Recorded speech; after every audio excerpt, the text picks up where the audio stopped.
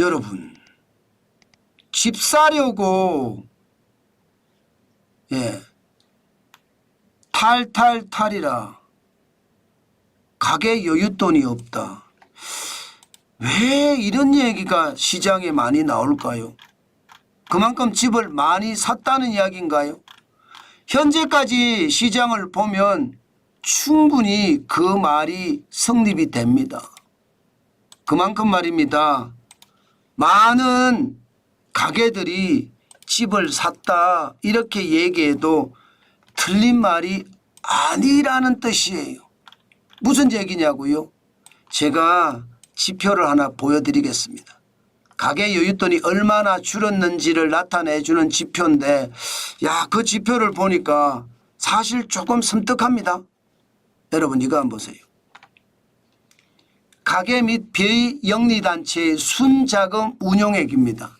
순자금 운용액은요, 쉽게 말하면 금융이나 예금 투자로 굴린 돈, 내 돈이죠. 내 돈에서 금융기관에서 대출한 돈, 이것을 빼면 순자금 운용액입니다. 근데 그 순자금 운용액이 2024년 2분기 41조 2천억 원으로 줄었습니다. 1분기만 하더라도 77조 6천억 원이었거든요. 그런데 41조 2천억 원으로 줄었습니다. 물론 41조 2천억 원이 2023년 1분기 25조 4천억 원, 3분기 19조 7천억 원, 4분기 29조 8천억보다는 많습니다. 그렇지만 77조 6천억 원이 41조 2천억 원으로 줄었다는 건 여러분, 쓸 돈이 그만큼 줄었다는 얘기예요. 쓸 돈이. 저는 이게 굉장히 충격적으로 봅니다. 왜 충격적으로 보느냐? 여러분, 가계는 소비의 주체입니다. 가계가 소비의 주체인데 소비의 주체가 돈을 안 쓰고 지금 다른 어딘가에 투자했다는 이야기잖아요. 다른 어딘가에. 아니 갑자기 순자금 운용액이 77조 6천억 원에서 41조 2천억까지 줄어들지는 않잖아요. 그럼 갑자기 어디다 투자했느냐? 지금 봤더니 말입니다. 부동산에 투자하는 게 많아요. 금융기관 예치금도 있지만 자금 운용액을 보면 21조 8천억 원이니까 금융기관에 예적금을 또 많이 들지만요. 이게 지분증권 및 투자펀드에 하는 게 13조 4천억 원이에요. 13조 4천억 원. 결국은 말입니다. 줄어든다. 금융기관 예치금이 1분기에 58조 6천억 원에서 21조 8천억 원으로 줄어들었습니다. 그러나 지분증권 및 투자펀드는 2조 9천억 원에서 13조 4천억 원으로 무려 10조가 넘게 늘어났습니다. 그만큼 많이 산다는 이야기잖아요. 채권이야 뭐 12조 4천억 원에서 12조 4천억 원은 똑같습니다. 보험이나 연금준비금도 1조 3천억 원에서 5조 8천 많이 늘긴 늘었지만 지분증권이나 투자펀드만큼 많이 늘지는 않았습니다. 기타 같은 경우 현금이나 등은 줄었습니다. 2조 8천억 원에서 2조 4천억 원으로 줄었습니다. 지금 전체적으로 보면 집 사려고 말입니다. 주머니를 탈탈탈 턴다는 뜻이고 또한 말입니다. 돈을 계속 빌린다는 뜻이에요. 예금 취급기관에서 12조 7천억 원을 더 빌렸고 2분기는요. 기타 금융기관에서도 1조 8천억 원을 금융기관 차입을 했습니다.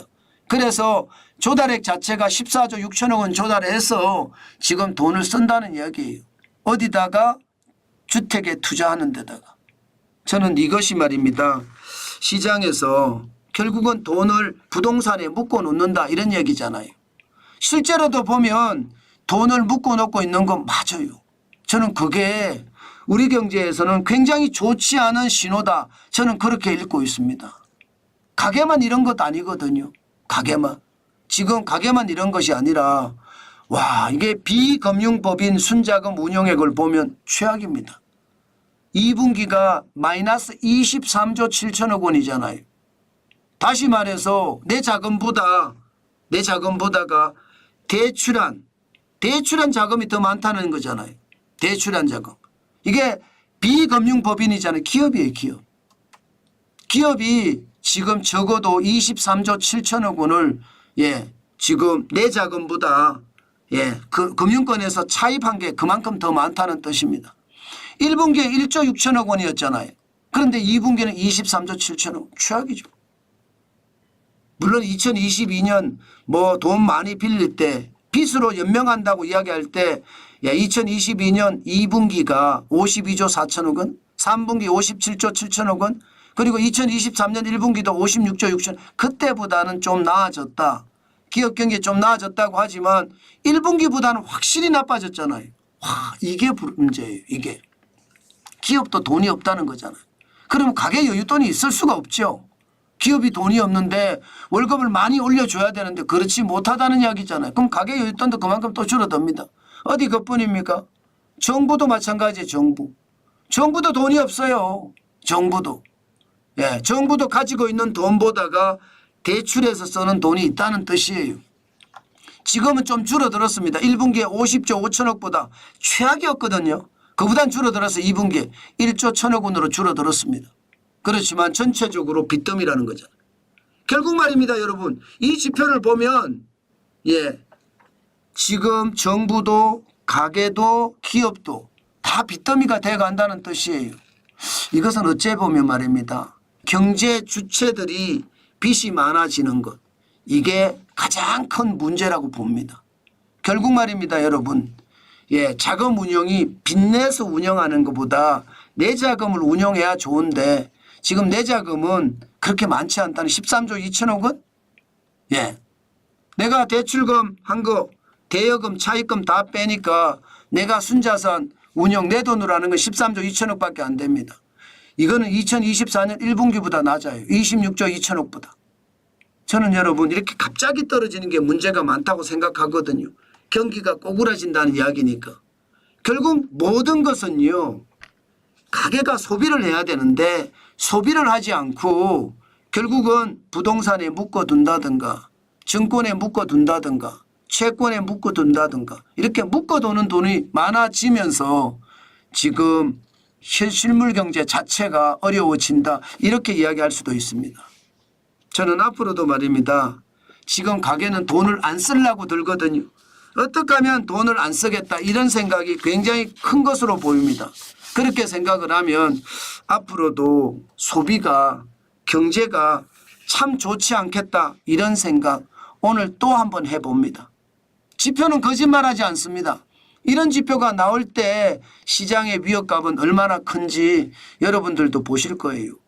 큰 자금의 흐름, 경제 주체들의 흐름, 가계, 기업, 정부 지금 순자금 운용액이 줄어들었다는 것 이것은요 앞으로 경제가 순탄하게 성장을 하는 것이 아니라 저성장의 어떤 고리가 점점 깊어질 수도 있다. 자칫 잘못하면 장기 저성장으로 가는 일본식 불황을 겪을 수도 있다. 이렇게 이야기할 수 있습니다. 그 정도로 상황은 좋지 않습니다. 저는 지표를 볼 때마다 있는 그대로의 지표를 읽어드리거든요. 그만큼 위험하다는 것 다시 한번 강조드립니다.